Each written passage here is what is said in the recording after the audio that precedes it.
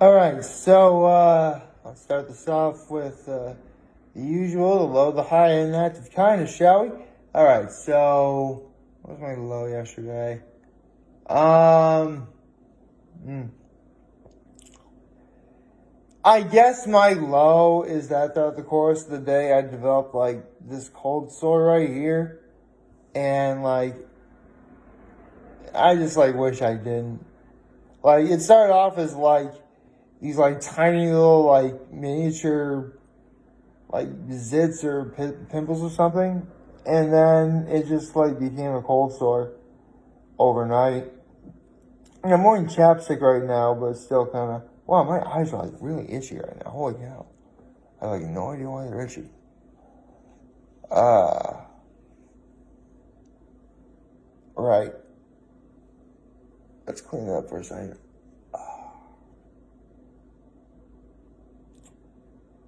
Okay, probably it probably came across I'm crying now, but no, I swear, like all of a sudden my eyes just like started watering.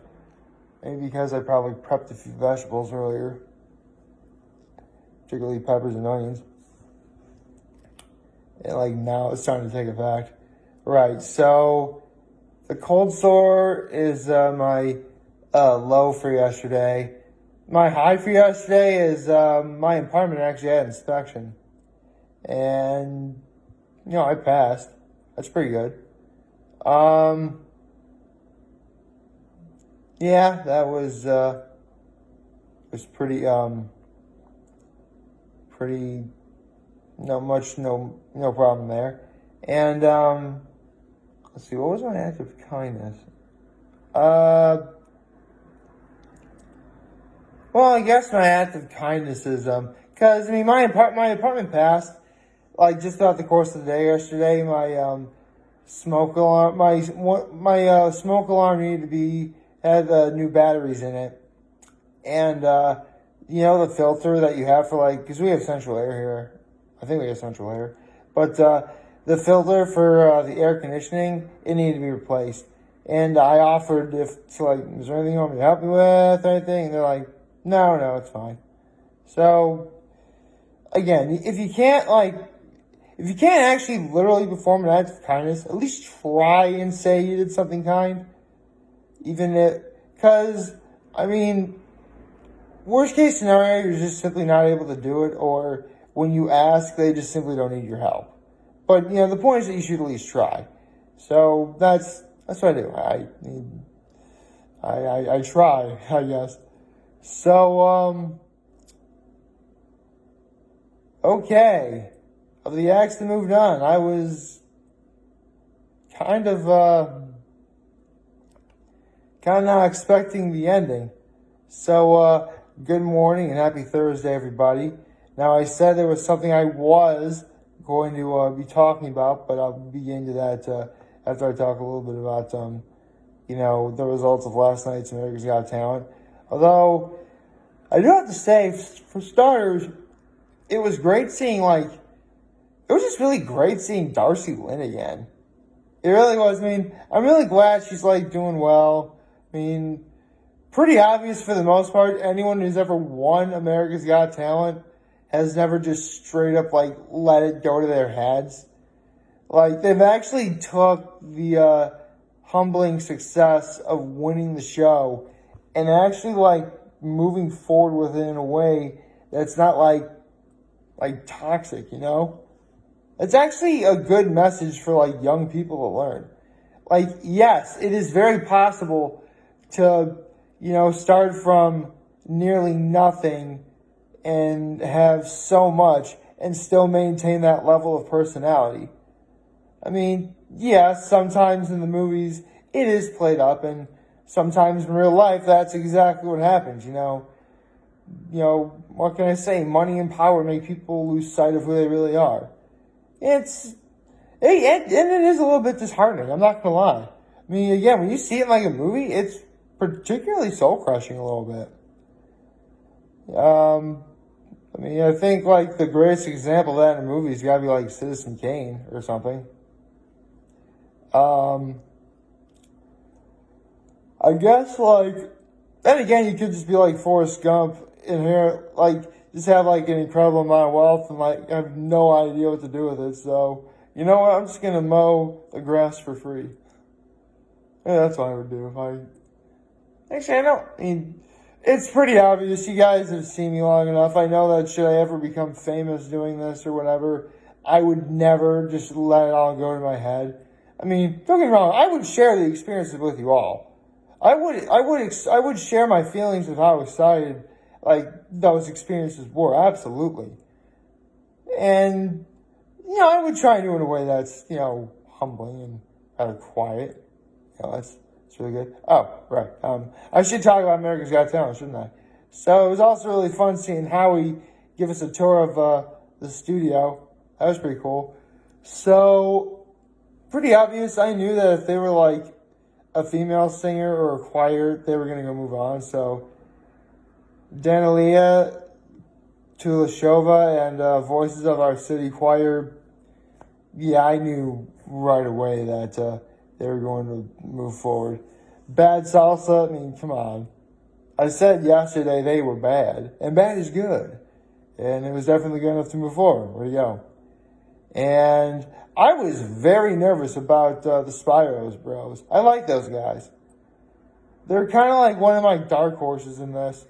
Like that and Alan Silva are like the two I'm kind of rooting to win. The Alan Silva, he'll perform next week. He was the aerialist, the one who like dangled off of curtains and flew. Seriously, that guy flew, and it was amazing. So, yeah. In the end, it came down to Alexis Brownlee and Jonathan Goodwin. Dog Tricks versus Daredevil. And it just, because here's the thing, those last two acts I just mentioned, for those of you who haven't been watching this and don't know how it works, is the last two are left standing. The four judges decide, and should there be a tie, there is a tiebreaker via the public vote. And whoever wins the public vote, basically, these two acts are like 5 and 6. And, like, it's such a close, narrow margin. Well, it's probably not even a narrow margin other than, you know, the actual ranking. But because it's so close, maybe 6 could narrowly edge out 5. Why did I have trouble saying that? And that's probably what wound up being the case. So, I like that Kenan Thompson, right before he voted, he said, look, Alexis, I'm going to vote for you, but should it not work out for you, just know, like, you have a bright future ahead. It's exactly what I always say about stuff like this. Like, if those kids are made out of the right stuff, they're going to do it. They're going to succeed and move on. I like that. It's a message that, like, seriously, parents, I know that we live in a day and age where nature versus nurture is a lot more controversial than it appears. But if, like, nothing else, should your kid fail, like, encourage them to believe that they're made out of the right stuff. And you'll be surprised, like, how far they go. Kinda wish my parents did that for me, but that's neither here nor there. I mean, come on, I'm 30 years old, I'm over it. Anyway, right. So speaking of children who are made out of the right stuff, Drew Barrymore, today's guest on Hot Ones. Now, I always do this for those of you who don't know, but Drew Barrymore is a famous actress. Everyone knows who she is. Well, there may be some people who don't, so I will be nice and I will explain. Well, yes, Drew Barrymore is, first of all, an actress, a very talented actress, who has been acting since she was a very, very, very, very young little girl. How young?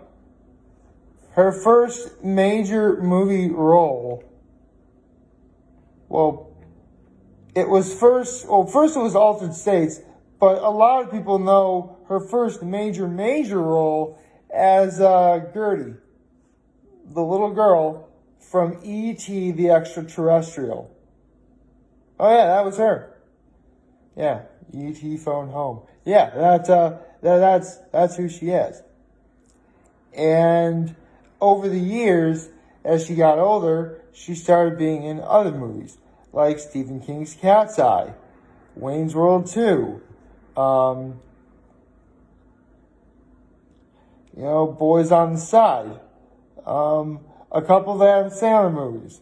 Although, let's be honest, of the Adam Sandler movies she's been in, the only really good one is The Wedding Singer, which I really like The Wedding Singer, because if you guys remember a while back, I tried ending the video with saying "Grow Old with You" from The Wedding Singer. That was Adam Sandler singing to Drew Barrymore's character at the end of the movie, expressing his feelings.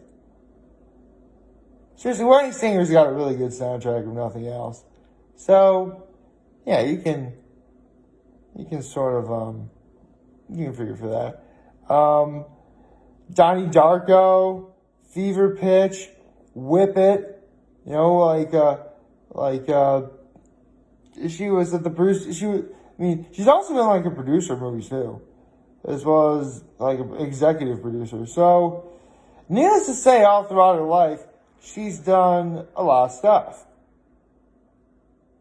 Which is impressive. But you know what's even more impressive? The family she comes from. Oh yeah, the Barrymore name is a very, very prominent acting family. I mean, without question, easily the most famous one is John Barrymore, outside of her granddaughter Drew. Oh yeah, Drew Barrymore, John Barrymore, that's their grandfather and granddaughter. It's really cool. Actually, from what I hear, I think John Barrymore may have passed away before Drew Barrymore was born. But, obviously, John Barrymore was a fantastic actor in his own right. So, it's absolutely possible she's seen a lot of his work. So, yeah. Now, you're probably wondering, okay, John Barrymore was so great, what do you do? Well, here's the thing. He has been in a lot of very, very, very prominent movies throughout the history of cinema.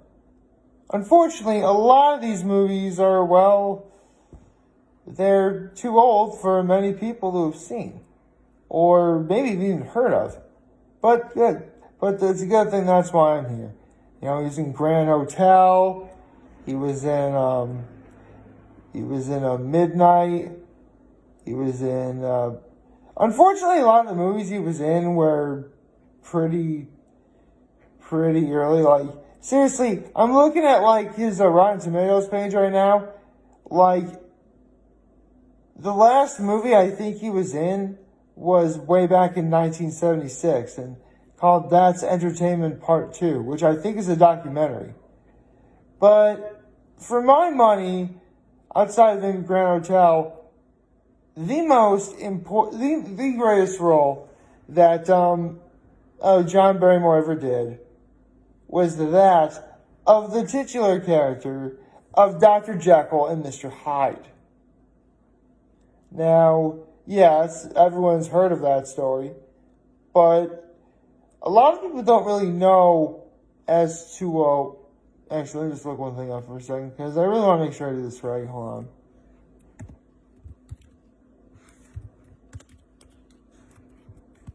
Just want to quickly look up a quick thing, if I may.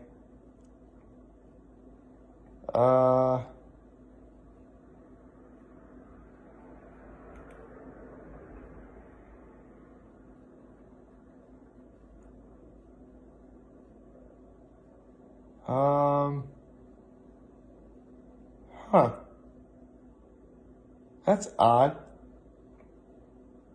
Okay, well, basically, before John Barrymore, there was this one legendary actor who you may have heard of named Boris Karloff. Now, the best example any of you would know of Boris Karloff's work is if you see the original Chuck Jones animated version of The Grinch, he's both the narrator and the Grinch. And Boris Karloff is also known for playing, well, not just Frankenstein's monster, but a lot of the Universal horror movie monsters that we know of, particularly The Mummy. And I'm trying to look it up, but I could have sworn he also did Dr. Jekyll and Mr. Hyde. Well, later, John Barrymore had that very role as well. Although John Barrymore, I do believe, got an Oscar from it. So, yeah, it's a pretty significant role. Seriously, like, I know that Universal Horror has been kind of in the downers ever since, like, 2017's The Mummy, the 2011 Wolfman, Van Helsing. Like, seriously, the Universal movie monsters were, like, technically they were the first cinematic universe before the MCU was even a concept. The Universal horror movie monsters shared a universe. And it was awesome. I mean, here's the thing, Universal, I know how to make a cinematic universe with your horror movies, with your horror franchises. It is very possible to do in a way that can appeal to a modern audience. Unfortunately, until you guys figure it out, you're never going to see success ever again. Alas, we may never see more modern iterations that are good of the horror movie monsters. You know, the Wolfman, the Swamp Creature, Frankenstein's monster, Dracula, the Mummy, Dr. Jekyll, Mr. Hyde, all those characters. But, you know, we have the originals. And I guess that's all it's going to have to be. Personally, I'll just say today and enjoy today's episode of Hot Ones. Like, share, channel, subscribe button, follow me on social media, turn on notifications on YouTube. I'm very humbled to make this video for all of you guys who watch and enjoy for them. Hopefully you have a wonderful, wonderful Thursday. And remember, if you guys want to talk or chat, I'm always going to be here to let you know. I'll be back. Take care and make good choices. See ya.